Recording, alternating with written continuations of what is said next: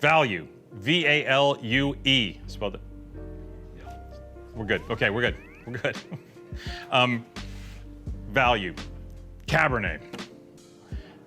Now, the Cabernet world has told you not to look for value, right?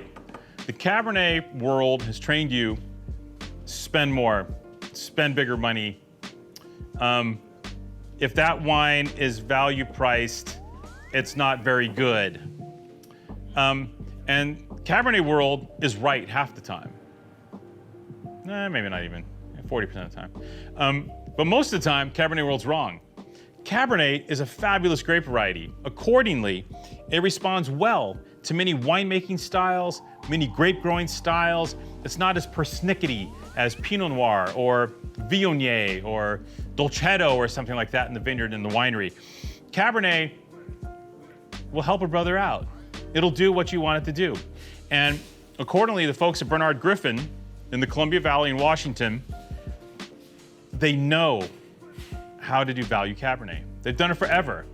This isn't a winery that was making super expensive wines and they decided, okay, we're gonna make a value wine. No, Barnard Griffin, their mojo from the start, which is entirely honorable and amazing, is we're gonna figure out a way to deliver you the best Cabernet Sauvignon on the planet under 20 bucks. And they haven't been doing this for like 5 years. This isn't some startup, like, two somms getting together, drinking a bunch of Negronis and figuring they need to make $30 Cabernet, and then, no. Barnard Griffin has been around since 1983, and since then, their goal has been, what's the best friggin' bottle of Cabernet we can give you for 20 bucks? I love that. That's, And the new kids once in a while get lucky, and we support them too. When those cats figure out some vineyard sourcing and they get it together and they make a great wine for the money, we support them. We support value Cabernet in general.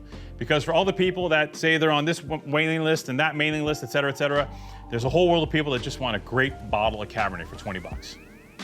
And Barnard Griffin, one of the masters. That's what I said, since 1983. So what happened since you've been making great friggin' value Cabernet Sauvignon since 1983? You make friends. You have vineyard connections. And one of the vineyards that goes into this wine is the great Sagemore Vineyard, which, there are some Sagemore Vineyard designated wines, right? They're out there, high-end, super special, super expensive, but Sagemore also sells fruit, old vine fruit, some of it planted in the early 1970s, to a slew of wineries that use it for bottlings just like this. Sagemore is the secret weapon in so many great Washington Cabernet Sauvignon wines, including the Barnard Griffin. They don't put Sagemore on the front, but Sagemore is a super important piece of this puzzle. And it gives the wine its soul, its dimension, its Washington there-ness, which, great Washington Cabernet is not Bordeaux and it's not Napa. Great Washington Cabernet is Bordeaux and Napa getting together one night after a few drinks. That's what great Washington Cabernet is. It's cooler than Napa, but the wine is a little richer and fleshier than the Napa Valley. You get both worlds. It's all there, especially in this price range, because you're not, I don't know about you, but I'm not looking for like 15% alcohol, 100% new oak pudding at 20 bucks to drink on a weeknight. You need something to knock down a burger. You need something to knock down those pesto leftovers. You need something to facilitate. And the Barnard Griffin has been a facilitator for 40 years. That's remarkable, people. How do they do it? How do they keep the costs down? Okay, let's talk about that. Sagemore is one part, but then there's two other vineyard sites that are lesser known. They'd probably pay less for the fruit, but still very well sourced. On top of that, when they age the wine, they age it in large cask. So this wine doesn't see any new oak. There's not a lot of small barrel here. They age it in like classic old, what they call European upright casks. Maybe like foeders or like, truncated vats. That's where the wine ages. Because if you have really good fruit, a top vintage, and you're not looking for artifice, you're not looking to make fake wine, you're not adding enzymes and liquid purple and all this kind of stuff to make some kind of contrived grocery store cuvee, although that's the trend right now, unfortunately. then you're making a wine with soul. And a wine with soul involves great farming. And when you get great farming at $17, people tend to take notice, including people like us. We're jerks. We say no to 80% of the Cabernet, 90% of the Cabernet darkens our door. Couldn't say no to this one. And we'd already bought the Merlot. We knew 21 was special because we bought their Merlot. We tasted the Merlot earlier, and the Barnard Griffin Merlot was like, damn, how much is this? Okay, yeah, we're in. Even though nobody buys Merlot anymore, it made the set for us, which is a very small set. It was outstanding.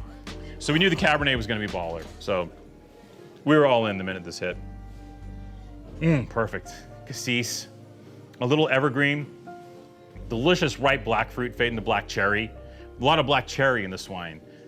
This isn't like plum and blackberry. This doesn't go all the way to the uber black side of the spectrum. It's black fruits fading to red, which I adore. I think it's a lot of real Cabernet on the planet. That's real Cabernet.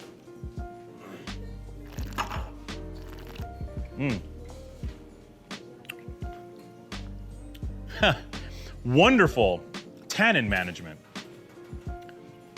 There's tannin, but it drops quick, you know? It has a nice little fade to it, so it doesn't get in the way.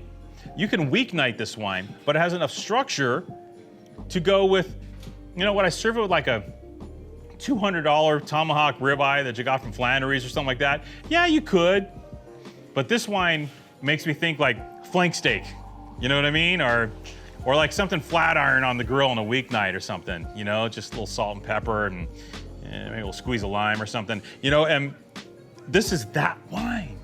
And we need that wine, people. It's so important. I don't know about you, but not that I drink Schrader, you know, any day, but you can't drink Schrader every day of your life, kids. You need something to fit the bill. And this one does it. The great 2021 vintage, 92 points, Wine Spectator, blind.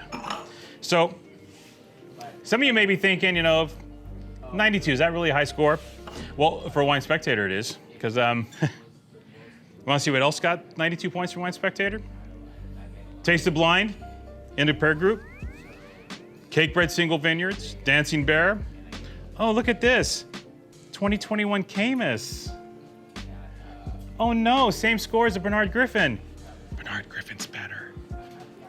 I didn't say that. Clos de Val, Ehrlich from Oakville, Farniente. What else we got here? Nickel and Nickel, Orange Swift, Paul Meyer,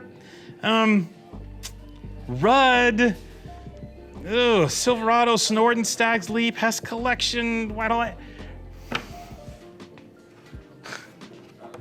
There's a lot of big names.